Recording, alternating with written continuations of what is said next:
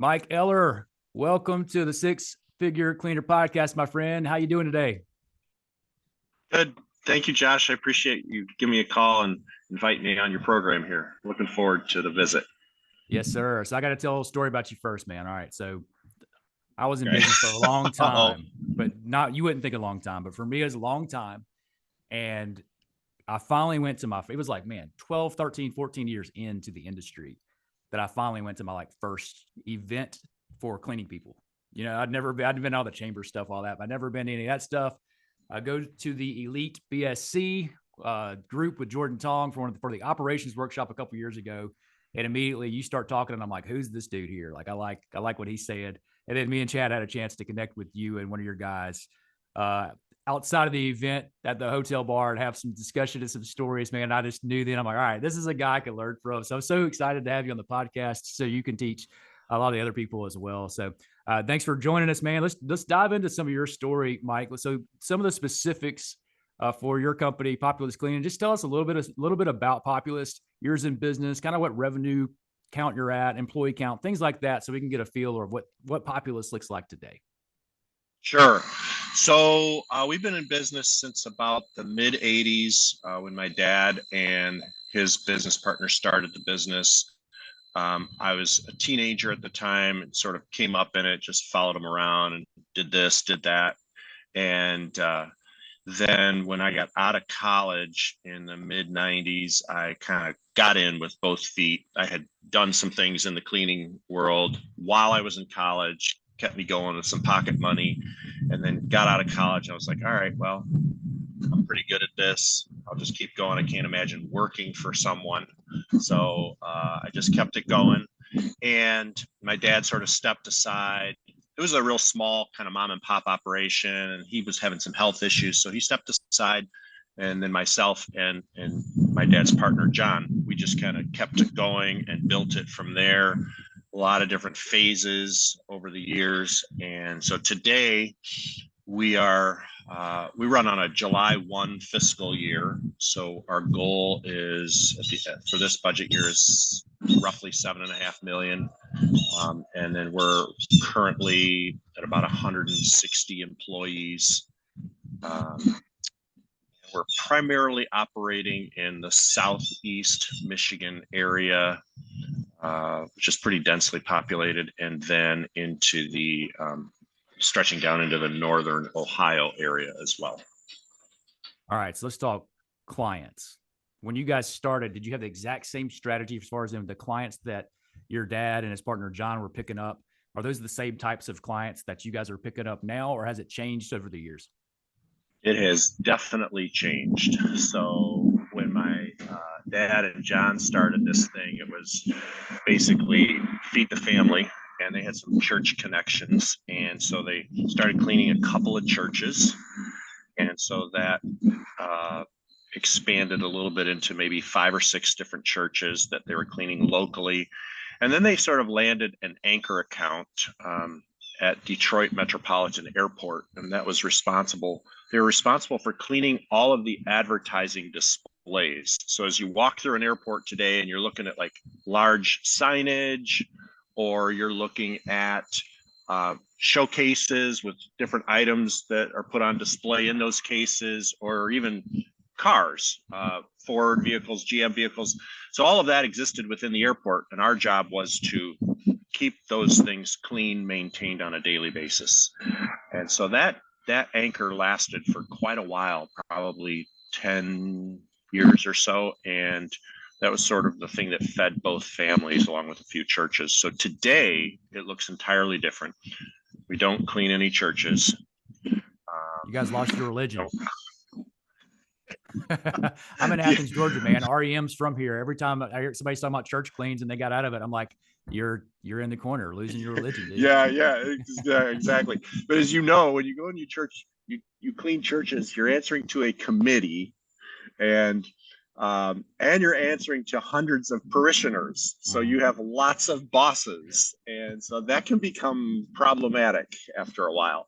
So today our client base is really a lot of manufacturing and healthcare and offices, Although when I say offices, I don't mean property management type relationships. It's more offices where they are the single leaseholder of that location, or they own the building. So we stay away from. We got a couple of multi-tenant things, but we really don't go after that. Yeah, you know, it's funny is I just in the past probably a year or two, Mike, where I've heard people make that differentiation. You know, and Yep. it's you guys who get the big buildings, right? So it's like, hey, I don't want one that's got, as you mentioned, the churches where I got 25 bosses that can complain and 25 relationships. Let's get it with just Right. one company here. They're in the building, but you know, it's whatever it may be, and Yep. focus on that. I was, oh, okay, that makes sense to me to have less relationships and more space versus a multitude of relationships for the same amount of space.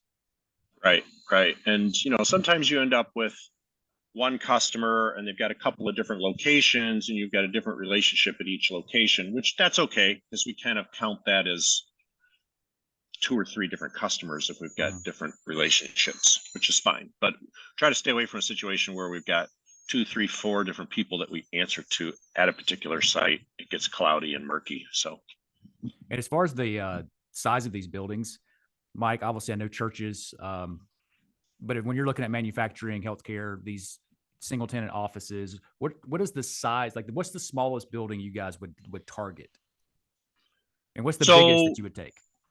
Yeah. So our target strategy, our target market is nothing under 200 people. And so if we're looking at a healthcare facility, we're looking to have a couple hundred people in that facility. Or if we're looking at manufacturing, a couple hundred. So that could be 2 shifts, 3 shifts, could be 5 days a week, 7 days a week. It's not so much about square footage size as it is what are the demands within the 4 walls and what is the activity level like. But if you want to think about it in square footage, it could be anywhere from it could be 100,000 to 1,000,000 square feet. It just depends on, again, what is the nature of what they're doing inside the walls. I love it, man. These conversations too are fun for me because it's just they're so different. Somebody's like, 10,000 square feet to 20,000 is where we're at. And there's other people who are like, I would never even I wouldn't even know that existed. It's all about, and again, I like what you And we quantified as have well, some of 200 that. people. Mm-hmm. Right. And it's not that, I mean, we've gone through a lot of changes over the years. So we still have some of the 10,000, 20,000, 50,000, and they've been with us for a long time. And so it's hard to just say, see you later. We can't service you anymore. No, we don't do it that way. And so if the relationship is working and it's working well, we hold on to those customers. But when it becomes apparent that, all right, either the relationship doesn't work anymore, or maybe there's been some changes, or maybe we just can't service it well anymore, then we have to look at, all right, we got to cut these guys loose. We'll partner them with somebody else. We'll give them a handoff recommendation to somebody else that they can work with. Makes sense. So I imagine since you went from churches to places with at least 200 people there consistently, that your ideal employee has probably changed a little bit over the years, but from the start to what you're doing now. So you guys are you hiring any part-time employees now, or is it mostly just focused on full-time team members? It's mostly focused on full-time. And we used to, as you know, this industry has been built on the backs of part-time employees. And so, somebody's got a full-time job, they want to do extra cleaning in the evening to supplement the household income. So we used to be a company where probably 80 to 90% of our staff was that employee. But that's shifted really over the last, say, 5 to 7 years, where we're like 75% full-timers and 25% part-timers. And so we're mostly looking for the full-time employee that ties in with the kind of jobs we're looking at. And we find that there's a lot more allegiance. We are their primary income. And so if we're the second source of income and they're just picking up a few hours with us here and there, we can easily be disposed of and they go somewhere else. So yeah, I have a conversation with my staff a lot in regards to, because we are that part-time model, and we're looking at people that got professional jobs. I'm always saying to my team, I'm like, hey, we're probably a little different than the industry. I'm like, I'm not looking for the needy. I'm looking for the greedy. Like, I'm trying to hire people that want to get out of debt, not people that have to have the money to pay their rent. But as a result, these people don't have to have the money. And so we should expect that we're going to be a staffing agency. Like we're going to constantly, you know what I'm saying? We got to learn how to recruit and train in place, because we're going to, that's the lifeblood of our business. So I think it's interesting when that transitions over time too. And to see you guys kind of flip it from, hey, we were 75% part-time, now we're 75% full-time. Yeah. I'm imagining since you've done that has worked out well for you, making that transition to that. It has. It has worked out well, and we've actually, I mean, we're constantly hammering away at our turnover rate, and we're down below 50% now, which, as you know, in our industry is pretty good. Our goal, we set a year ago, we set a 3-year goal to get to 35%. So that's we're chipping away at that, and it's getting lower every quarter, and so that's it. But having the full timers, we have found, does help in that capacity. So that's great, man. And it's kind of funny when you're talking to people that, and you know, unless we're talking to people outside of our industry that are in like fast food, and we talk about the typical rates, 50%. Well, right. You know, so like you say 50%, and anybody that's listed as a cleaning company is like, oh my God, that's almost impossible. How do you have such good retention? And in most normal businesses, they'd be like, what? Half your people leave every year. But you know, the nature of this business is like, no, people move on quick. So 50% is that's almost unheard of. That's put you definitely in upper echelon of tier of retention in our industry.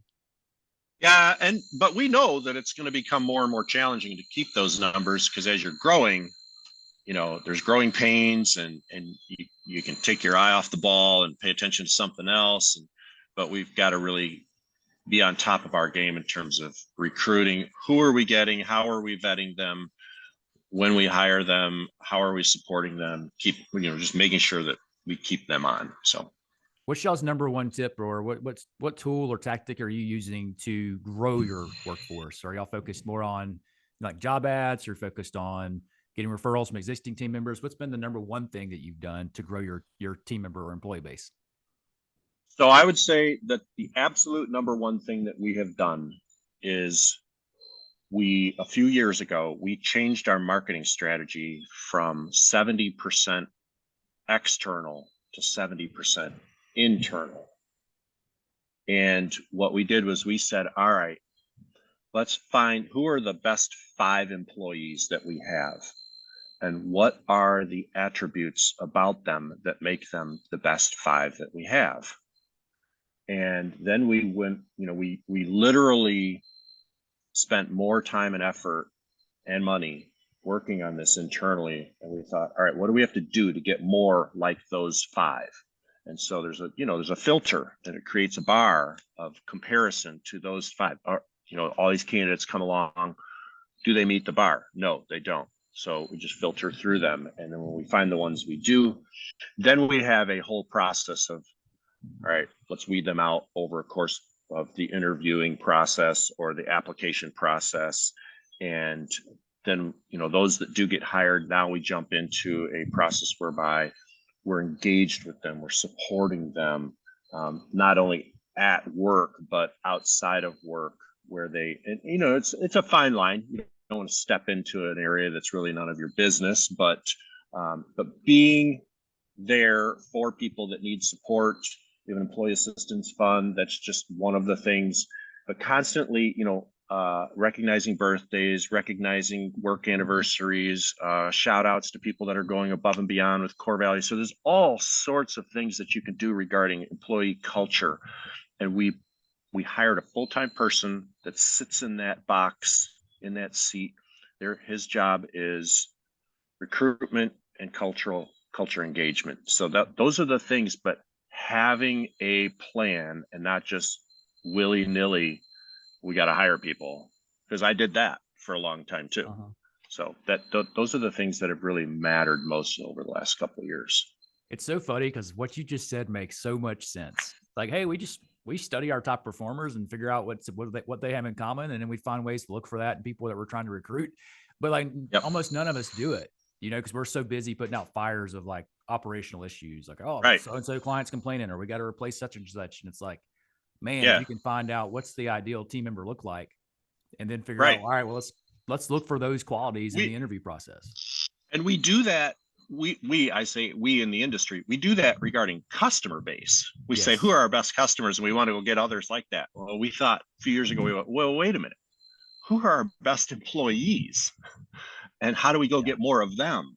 So, Got a because chance to, we have found that it's really about the staff. And if you take care of the staff, if you've got the right staff and you take care of them, you keep them, your customers are going to be happy. uh yeah, it's so funny. I spoke at Ricky Regalato's event, the Cleaning and Cocktails Okay. event, a couple years back, and my topic Yep. was attracting ideal team members, and and just talking about the things that you just said. Hey, figure out what makes them look. What do they look like? The ones that are the best for you, and then how can you find those same Right. people? And it's just funny, Mike, because it's like people look at you like you're the most brilliant person ever. They're like, "Oh my god, I've never thought of that. How did you come up with that?" But when you listen to the people A that, lot of trial and error and doing it wrong for a lot of years.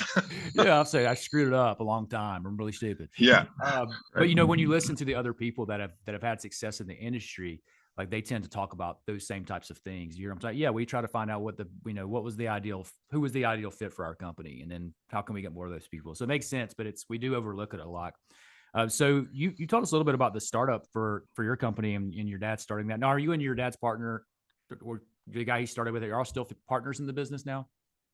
So John is still a partner in the business, but he is 15 years older than me. So he has kind of basically gone into retirement over the last 2 years.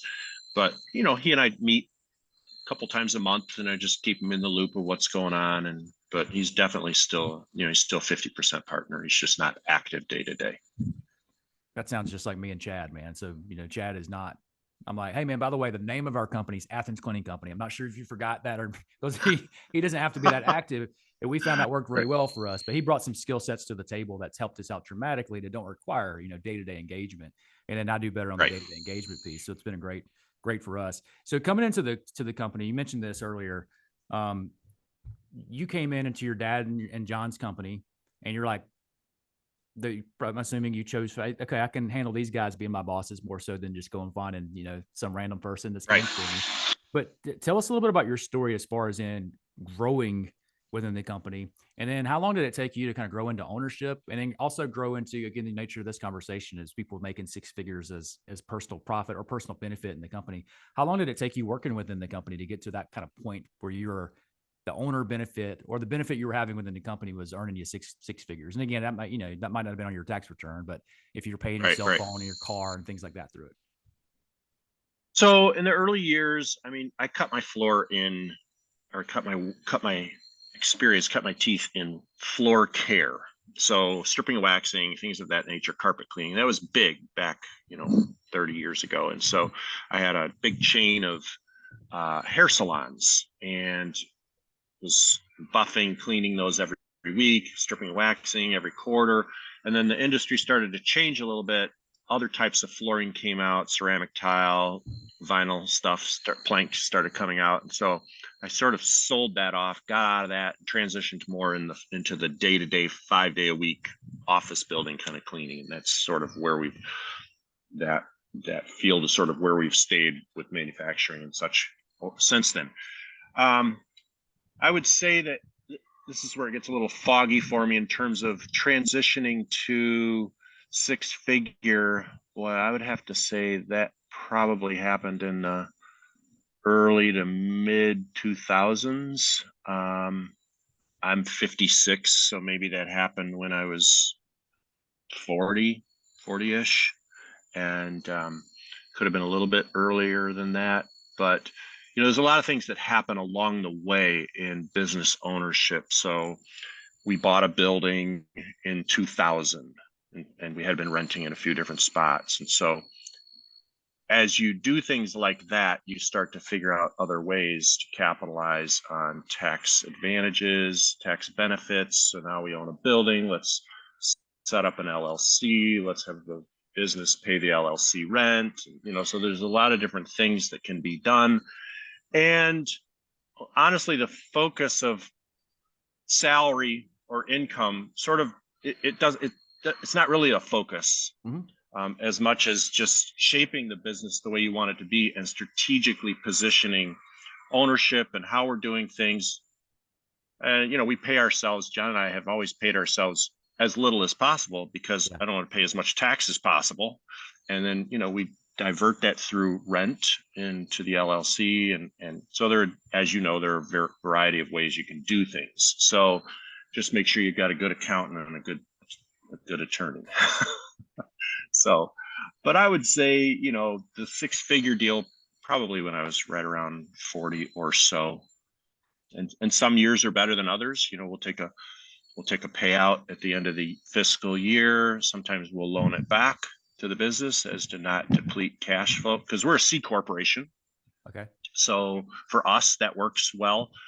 And so we don't want to leave a lot of profit sitting there from year to year. So we'll take it out, we'll loan it back after we paid the tax, and we'll maybe set up a long-term loan back to ourselves over the years. So as you can see, it gets kind of complicated. It's not just a straightforward 6-figure check.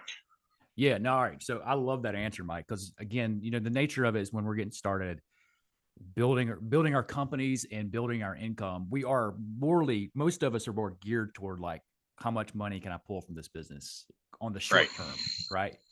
And I was talking to somebody, one of the other interviews we did, and somebody called me after the podcast. Like, man, I can't believe it took that guy as long as it took him to get to 6 figures. And I was like, hey, you're missing the point. Like that wasn't his goal.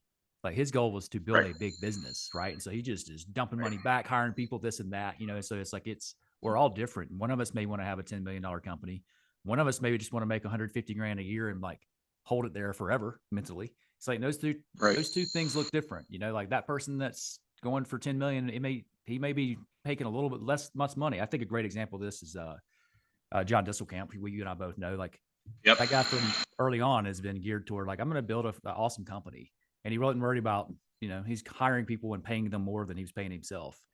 Early on, he just had that long-term strategy. So I love that your answer. And one thing I'll take away from that is that you talked about having the right team. Hey, make sure you have a good accountant. Make sure you have somebody as your advisor that understands money and cash flow and long-term wealth development. Hey, make sure you have a good attorney.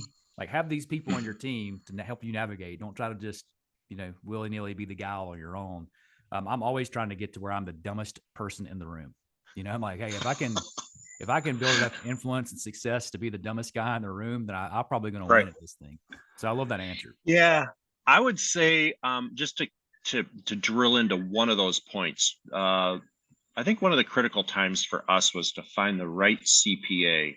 So I had gone through in the early years a bookkeeper and then upgraded to a CPA, but it really wasn't the partner or the advisor that we found was working well for us. So there are CPAs out there, bookkeepers out there that can do your books, that can do your tax returns, can do your reports, can generate all this busyness. But at the end of the day, you have to go, all right, well, how much meaning, what kind of value does this bring? Do I need them to do my books every month? I mean, we know our books. So I found a CPA that understands business and understands real estate as well, and had been involved in owning businesses over the years and owning commercial real estate over the years, not just someone that was a CPA. And I'm not discrediting that, but I wanted somebody that had been through the struggles of business ownership and doing deals that I knew I was going to encounter down the road. And so I found a couple of older guys that have been around the block and were very successful. So that's who we've been teamed up with from a CPA company for the last probably 20 years. And they've been great, and they're personal advisors. They've referred us to great wealth advisors, and oh yeah, they also do our tax returns. So it's kind of like forgot about that. But that's kind of the least of what they do, right? Well, like you said, so people think accountant, they think CPA, and like there's typically a certain image that comes in their head, and I love what you're talking about there because you're like, that's not who you chose necessarily, or at least you looked at that and said, well, I want somebody that has fruit on the tree. They've been in business ownership. They've in themselves attempted to develop wealth in the way that I want to. Because if you're talking to somebody that's not where they're at, like you're just like, well, my goal is just to keep you out of trouble. for the Yeah. IRS. It's like, hey, I do want that. Like, I don't want trouble with the IRS, but Right. I also want to grow and develop. Like, what rules of the game? This is the game we're playing. This is what I want to win. How do we need to apply the rules to get there? It's staying, again, as I'm saying that, I'm not saying do things that are shady or anything like that, but there's rules of the game, Right. and there's opportunities, and like, you want to have somebody advising you that knows how to, like, not just in theory, but in experience. So I love that answer too. Right. And I've been real fortunate in that realm. Honestly, That's partnered great. up with Chad, because that's it. Like, for those who don't know, my business partner, like, he owns his own firm. And so, like, Okay. he owns real estate. Like, he's done those things you're Yeah. talking about. He's younger, but he's done those things, and he's climbed that ladder of material success, as far as when he's got success in other areas, not just material. But Right. that's what you want when you're having somebody as a CPA, is to be able to look at that stuff. So I love that answer, Mike. I think that's one that gets missed a lot, is finding not just a money guy, but like, no, the right ones for you and your goals and your ambition, because it may be Right. different So, for like, others. who would you, is it somebody that you would walk in and sit down and have a conversation with for a couple hours with not just your business partner, but would you take your wife in there and have a conversation for a couple hours about what's going on behind, in your personal four walls, and how that's affected by the business decisions that you're making? Wisdom. That's Yeah, good, man. I exactly. love that. Yeah. All right, man. This is one of my favorite parts of these interviews, Mike, because it makes me feel less bad about myself typically. And it is the 6-figure screw ups. So I was telling you before, like, one of my early Oh, days, the early part of this crap for most of us is, they're like, hey, can you do, and they just, some random prospect says, can you do this? And for a lot of us, we're like, yep. And we don't even know what they're talking about. And so I got asked to pressure wash some concrete from a sidewalk that was messy off of an asphalt parking lot. And I was like, sure. Mike, I'd never operated a pressure washer in my life, like, not once. But I'm like, I just went and bought one from Home Depot or Lowe's, and it was one of them little electric ones, and I bought like random gardening tools. I didn't even know what it did. I was like, well, maybe I could just, chip this thing up. And it was for a tanning salon, a brand new tanning salon, state of the art equipment. It was like awesome. Well, the only water source was inside the tanning salon, and so I had a hose, and it ended up with a hole in it, and I flooded that. I had an inch of water in that entire tanning salon, and I had negative $15,000 to my name, and it was just a scary moment for me. But so that one's that's one I like to mention. It's not my biggest screw up. It's just the funnest one to tell. But so, what are some of the challenges or mistakes that you or your company has made along the way that you can kind of look back on now and either shed a tear or shed a laugh about? Well, so I've been asked this before, and I can't really point to one, like, single event that was kind of watershed moment. We all hire the wrong people at some point, and wish we would have done better at that. Those are always lessons that you learn the hard way. There's one story that I point to, and this was back in my early years. I did a home that had a brick entryway. It was for a doctor, and it was a very large brick and mortar entryway, and it had this waterfall in it. And so somebody had put acrylic wax on this brick entryway, and it was not small. And so I wasn't sure how to get it off. And I did tons of research, ended up getting this chemical from California shipped to me. And I was on my hands and knees for 3 weeks experimenting on how to get this acrylic off of the brick and mortar, which, as you know, is not, but at the time I was like, all right, well, I can get this off. I committed to the job. I underpriced the job. I had no idea what the hell I was doing. And I'm on my hands and knees with wire brush and acetone trying to remove this stuff. And literally after 3 weeks, I remember telling my wife, I was like, and the woman that I was working for, the wife of this doctor, she was probably the worst human being I've ever come across in business. And I literally woke up one day crying because I had to return to this job site and try and fix what I had committed to. And so, long story short, was I never got it right. I didn't make a dime. In fact, I was in the hole. I never charged her.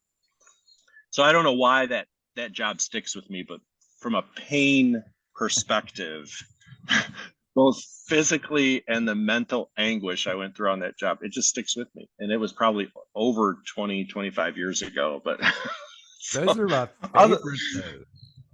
Those are other my than that, favorite. just, It's the bad emotional hires moments. along the way, right? Or a bad strip and wax job that I did on my own once and had to redo it. And I was out till 6 or 7 in the morning. I think we've all been there and done that. So, Oh yeah, for any successful cleaning business owner, there's at least there's a handful of moments where it's the middle of the night and you're somewhere on oh, some yeah. project that you already know like I'm losing money on this and I'm still not done and like why am I doing Yeah, this?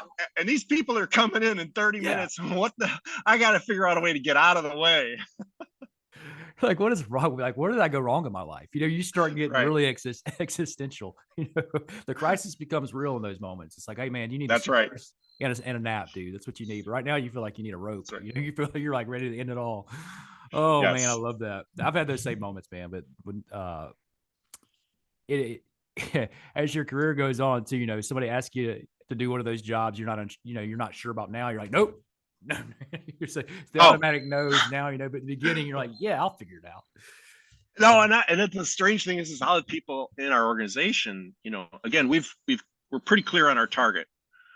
But jobs that come to us, we'll look at them. And so occasionally I'll have things that'll pop up to us. Someone will come to me and go, hey, what do you think about this? I go, nope, no, that's not good. We want to stay away from that. They're like, well, there's this and there's this and there's profit. And I'm like, all right, you go down that path if you want, but just here to tell you, there's misery down that road.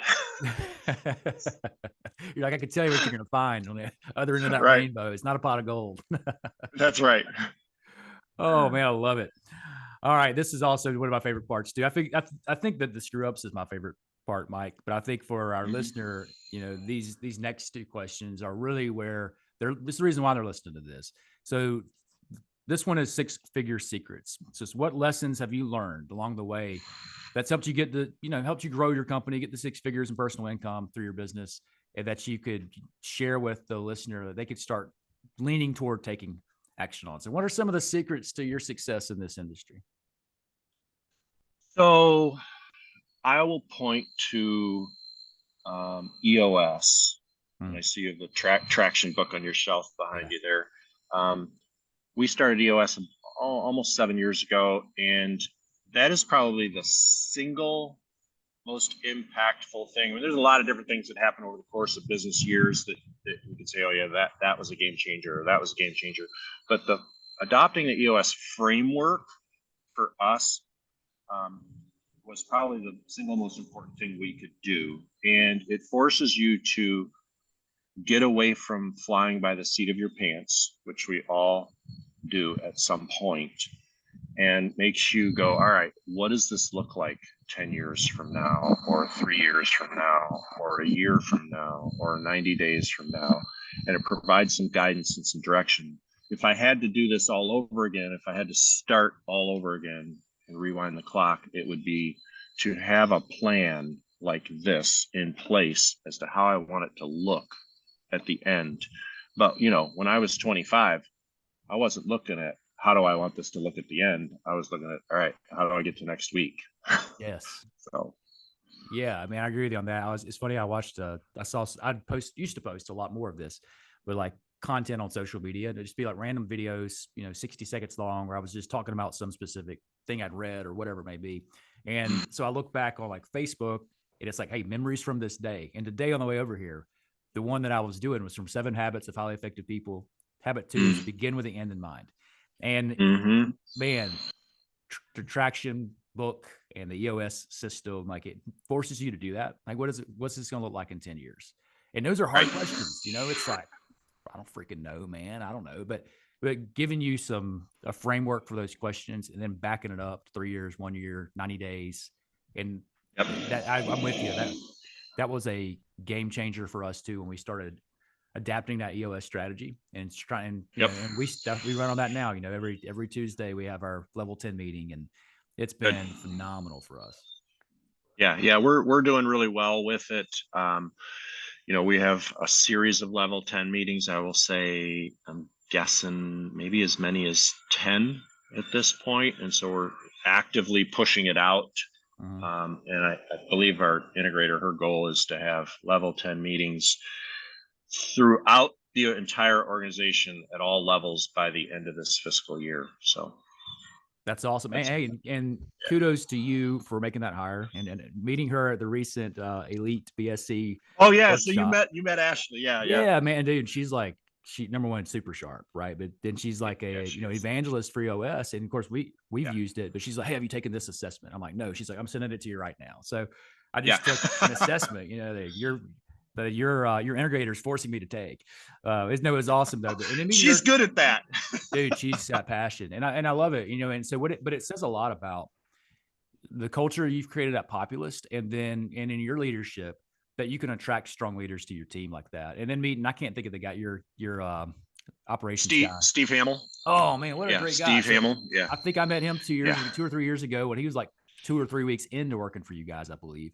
And then seeing him again and being Yeah. like, man, this dude is like, there's a measured calmness about him, and I really loved, and he knew the Yeah. industry. And so, but seeing your ability to attract those types of leaders to your team, again, says a lot about what you guys have built in your culture, and probably is a huge contributor to the success of your business, is the leadership that you offer, which is letting other people step up and lead as well. So I love that about what you're building. You got some sharp folks, man. Thank you. No, that's been, I haven't always been that way. And it's been in the last 5 years that I've really recognized, and EOS helped a lot with this. It's just recognizing, all right, look, you got to let go of things. You got to look for the right people and bring them in. And so, um, we've done well at that over the last 5 years. Some people catch on to that much sooner than I did, and do it much earlier, and their business is very successful as a result of that. But we're getting it. I think we're getting it more right these days. Yeah. Yeah, that's awesome. All right. Final section for you, Mike. This is, again, one of the favorite ones for listeners, but six-figure strategies. So the framework of this is to say, like, hey, you sold Populist, or you're going to start a new company, and your goal was, hey, I'm going to start a commercial cleaning company today. And I want to develop this business to where I can earn a six-figure benefit from the company. So again, I like to say benefit instead of income for reasons Mm-hmm. like this. Like, I have a company vehicle. I would Mm-hmm. have a vehicle anyway, but I have a Right. company vehicle, so the company's paying for it. So that's not coming up on my tax return or my income statement, but obviously it's a benefit. Right. So Right. if you're starting a commercial cleaning company today, Mike, and you wanted to get to that level of like six figures of benefit from the company, what would you focus on? So what would be your starting out? We're going to focus on developing our business like this. So, knowing what I know today, I would say establish who you want your customers to be. What is the market that you want to go after? Do not service anyone and everyone. So if you're doing offices, healthcare, manufacturing, restaurants, schools, churches, bars, car dealerships, if you're doing all of that, I would advise that you trim that down to 3 or 4 and stick with what who do you like best working with? Where do you excel the most? And get rid of all the rest. And then what are the industries also where it's easy to hire in good staff and keep them? So for instance, we stay away from bars and restaurants because we don't want to bring staff in that start at 11 p.m., and work in that kind of environment, and they're finishing up at 4 a.m. And what happens when you have a call off? All these things that you know about. So really, really know your target market, where the space you want to live. And so then, that is really, really key. And then figure out what are the seats that you want to be in, because you can't be in all of them. And what do you love to do? And what are you good at doing? And try and figure out a way to get to the spot where you can afford to bring in help. And that means that sometimes you're living on, as Dave Ramsey would say, you're living on rice and beans until, you can get to that spot. But it's always better, Jordan talks about crowning the company. And so make sure you're bringing the right people in and empowering them to do what needs to be done so that you can have more time to be the visionary, and you can have more time to think about, all right, how do I want this to look a few years out? But if you're busy doing everything every day, you don't have that kind of time. You know, and you don't have the frame of mind to think about those things. So I don't know if that answers your question, or maybe we got off track for a little bit. Oh no, man. I think 100% does. I mean, because the idea here is like, what are you building? What are you going to focus on? And Right. I don't think anybody, Mike, I don't think I've actually heard anyone say this. And so I appreciate you sharing this, because I think it's a very wise insight. But on what seat do you want to sit in? Because I think that, especially early on, and you can feel like you're supposed to level up and get good at every area of the, like, well, I'm not good at this part, but okay, I got to develop myself and be good at operations, or be good at sales, or be good at detail, Right. whatever it may be. And it's like, that's a bad ladder to try to climb up, man. Like, you're not going to be good at all the things. Like, that's a pipe Right. dream. But Right. there's this feeling like, well, I'm supposed to be. How can I train somebody if I'm not good at? And so one of my favorite statements to my team is, I was like, what sucks most about my position is that I have to hold people accountable to executing tasks that they do better than me, even when they're doing it poorly. And I have to say, like, hey, you're not doing good enough. And I couldn't even begin to do it. I'm like, right. But that's the nature of leadership. So I love that. What seat do you want to sit in? Because I think that if somebody can understand it, really, it's like, you're not designed to sit in every one of those seats. Like, there's an area of strength that you can have, but it's not going to be in every area. So if you can identify that early on, then you can know who you need to hire, what team you need to build. Right. So, man, that's good. Yeah, man. you have to know thyself. Yeah, which maybe sometimes the hardest journey. It is. It's hard to say I really suck at this. Like, I'm terrible at that. But the quicker you can, the better you can get at the stuff that you're right. at. That's awesome. All right, Mike. Final words, man. What's the last things for Mike Eller to share with our Six Figure Cleaner podcast listener? If you just want to leave them with something, say, if you don't remember nothing else, remember this. What would you share with them? I would say trust the people around you and really make your work spot a place where they love to be and a team that they love to be a part of. And I've been thinking about this over the last few days. Everybody's different. Everybody has their issues. There's personalities. Even on your leadership team, you may bump up and have some friction. But what's most important is that everybody's got the common cause of being on this team. They love being on the team. They can get past the conflicts that you have on a day-to-day basis because they're all fighting for the greater good. So that's really what you want. Love it. I think that helps too. I tell my team, like, hey, I want to come to work and enjoy being here. So that's right. You know what I'm saying? So I want the culture to be good. I want people to, I want us to be able to like each other, respect each other, all those things I think goes into that. I lied to you too. I want to ask you this final question, as far as in two final questions. Where can people find you if they want to connect? Is the best place LinkedIn for you, or is there a different medium for them to reach out? LinkedIn is probably the best spot for me. I'm not on any other social media. And that's why you're so pleasant. That's why you're such a nice guy. I let other people do that because I just don't like. I got on Facebook, like, I don't know, it was like 10 years ago or something. I think I was on it for like 3 weeks. And I'm like, man, it's the same 10 people posting all the time and the same stuff. I don't really have time for this. You're like, none of these guys are losers. Yeah. So LinkedIn, you can definitely find me on LinkedIn. I check it every day. So, all right. And then if you could share one book with our audience, one book that's either changed things for you, or you just be like, hey, this is a recent book, whatever book you want to share with our listener, they can go download or get on Audible or buy from a suffering Barnes and Noble this week. What would it be? Oh, that's a tough one because there's so many good ones. So there's a book out there I just shared with a couple of our team members called Essentialism. Oh. The art of doing less. I think the guy's name is McKeown, Dave McKeown, McKeone. I think. His first name is Greg. Greg, yes, yeah. Greg McKeown. Yeah, so that's a great book. Early on, I mean, boy, it's been tough because there's so many books that I've gotten into. But early on, it was E-Myth and Good to Great.